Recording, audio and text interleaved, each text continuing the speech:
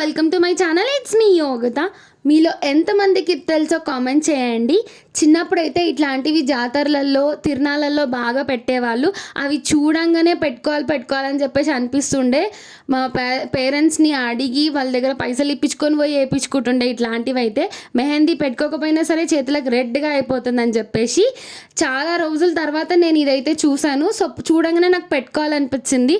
But design సెలెక్షన్స్కే నేను చాలా time తీసుకున్నా. అండ్ ఫైనల్గా అవుట్పుట్ ఎట్లుంటుంది, రెడ్గా వస్తుంది కదా అని చెప్పేసి ఎక్స్పెక్ట్ చేసిన. బట్ అట్లయితే రాలేదు. మీరు ఎప్పుడైనా ఇలాంటివి చిన్నప్పుడు పెట్టుకొని ఉంటే కామెంట్ చేయండి.